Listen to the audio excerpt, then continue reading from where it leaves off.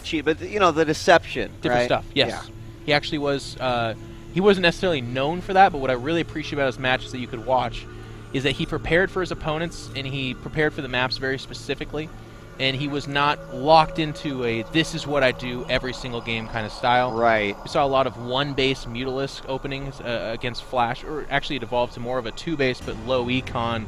Get out those Mutalisks as fast as possible, because Mech was very popular in TVZ towards the end of its kind of height when Flash Jaedong were the big two players. But he was not afraid to break away from what everyone was doing, which was 3 or 4 hatch Mutaling. And he would just come out and do his own thing. And I think that's really cool. He brings a unique flavor to that in StarCraft 2. Well, that was one of the things people were very excited for, to have all those players transitioning over. Of course, we got a good, we got a good amount of that from just the eclectic players from Brood War, from, Dawn of War, from Warcraft 3 that came in to play StarCraft 2, but bring that Brood War flair to it as well. From guys that were playing it up till literally, 6 months ago. So there was no downtime. I mean, there's no wasn't. like Facebook album of Jaedong's 6-month adventure through the Alps. Like, it didn't happen.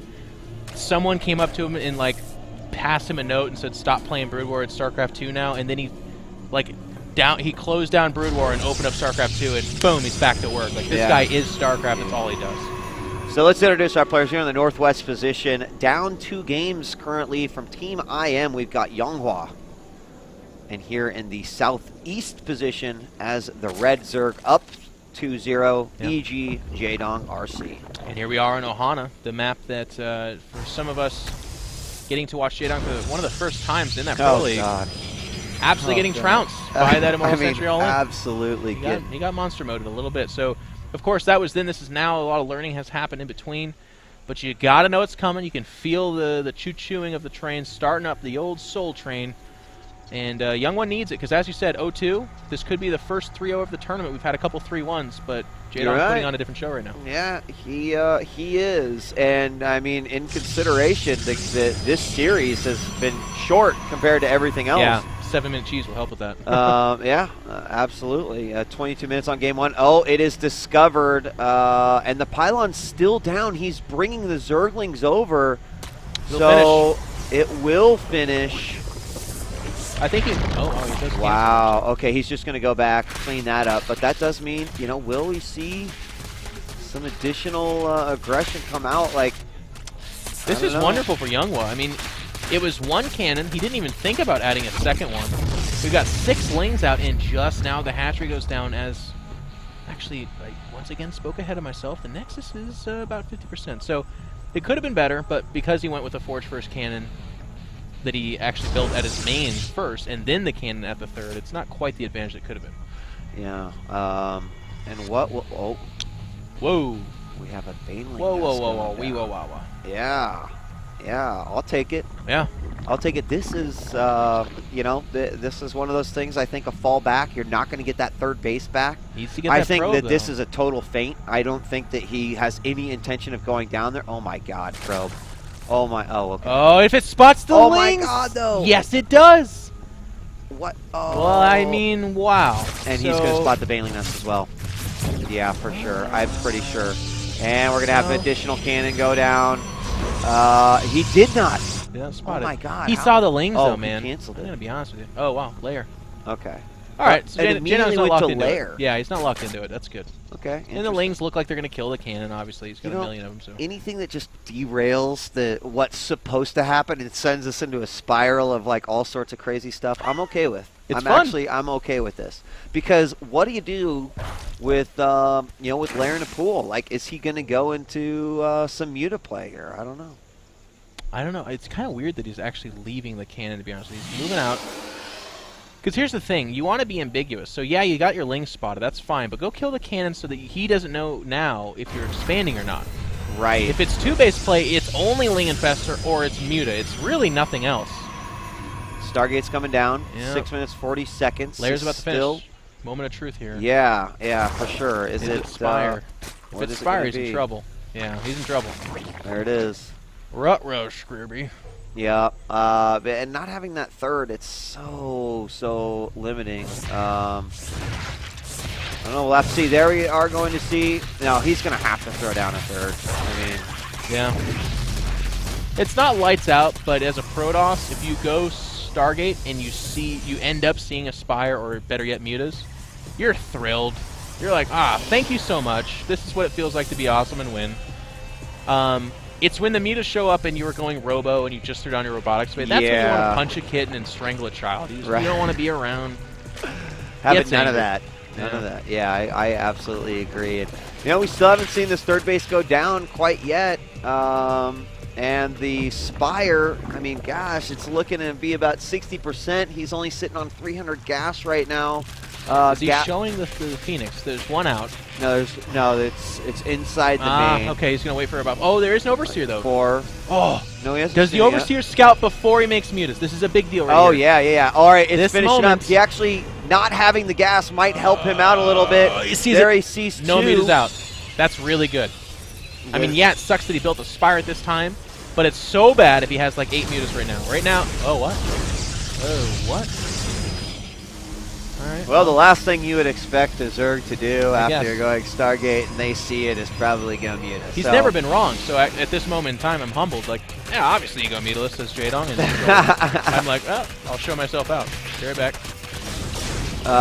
And this is probably going to be one of the keys here is getting all these done. But, yeah, he's not going to want a direct engagement. Like, the only thing I can imagine happening is he just completely tries to ninja these Mutas into the back over here. But when then they get ran down. They get ran down and murdered, man. Well, yeah, but at least the Phoenixes are going to be over here, and that's exactly what Jaedong's doing. Yeah. He's like, okay, I'm in 5 Mutas. I'm going to just try to completely annihilate this back in. There's going to be a warp in. Oh, wow. Okay. Snap cancel into Fleet Beacon. Oh, for range. In case he has to face more Mutalisks. And that's why he started another Spire, another Phoenix here, too. And here come the Muters. Wow, that'd be the best thing for Jaedong, by the way. If he makes 5 Mutas, and the dude's like, oh no, I need range!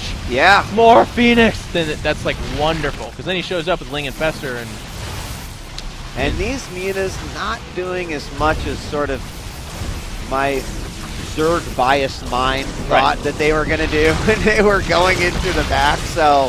Which I find interesting. Most Zergs, if they're truly as bitter as they should be, would see the Phoenix already out, see the Mutas, and go, well, this is a complete waste. Everything sucks. Right now, somewhere, there's Mr. Bitter saying, yeah, he's upset. The Mutas can't do anything about it. You're on notice. Okay, so we got some things here. Watch it for the third. How's he going to deal with these? There's a few spores being thrown down. And the transition is over to Infestor. I have to imagine, Jeff, that we are going to be seeing another game come out here. Yeah, this is advantage YongHwa in a big way. He's going to take his third. He's adding his robotics base. So I think did the Fleet Beacon finish up there? No, he canceled it again. No, he did cancel it. So he's kind of going back and forth here. A little bit of he's trying to make decisions on the fly. But these Phoenix, stop things from being on the tower. You can see they're passing by the tower every time, killing a Zergling. They picked up a bunch of drones. They're denying information, but he's just in such a great position. The thing I like about Phoenix 2 later is for one engagement, they pick up the Infestors that are now usually Ling Infestor, and they remove their energy from the battle, and that's a big deal, actually. I mean, the other thing for Jaedong that I see has to just be a big disadvantage is if he is going to go into that Ling Infestor style, he would have already started his upgrades. There he had to build the second Evo chamber. So he's starting his +2 carapace, but only plus... actually, no. For infested Terrans, I guess. I guess, yeah. It is a little bit silly. I guess, and so he's not really going to play a Ling style. He's going to go, I guess, Roach. Okay, the Roach Horn's weird now, actually. You're right. I guess he's saying he wouldn't make it to Broodlords, and it's just going to muscle up for like a 3-base push from the Protoss. That's like... It's a weird choice. That seems just like a, unwinnable battle, but this is Jaedong, right? You're right. Yeah, exactly. Isn't that funny to commentate someone of that prestige? It's like, it would be like commentating a basketball game, and it's like, I don't know if I agree with Michael Jordan's choice to shoot the 3-point exactly. There. It's like, well, actually, you're kind of an idiot. But he totally nailed it, so. And the third base is up. It looks great. Fourth base for Jaedong, trying to go down right now, but this is just like, it's got a giant bullseye right there. because I just can't imagine a world where, you know, we aren't going to see a move out that this army will be able to defend. But I don't know. We don't know when exactly it's going to happen. We've got 2 Colossus out, a 3rd one on its way. We've still got the Phoenix out and about, patrolling, doing as much damage as they can. Went from 5 now to 4. And, I mean, Jaedong another Spire's being built. That's a mistake. He's locked into robot mode. You already got a Spire, Jaedong. You don't need another one. It's not for upgrades, I promise you. Oh, well, I say that. No, I'm right. He would have made a Hive and then added the 2nd Spire. There's no way you'd do it now. Yeah, that would be a mistake. That'd be a big investment when you're not. Make twice as many Corruptors. So let's see. Roaches out, speed done, getting Burrow. Not sure we'll see Tunneling Claws.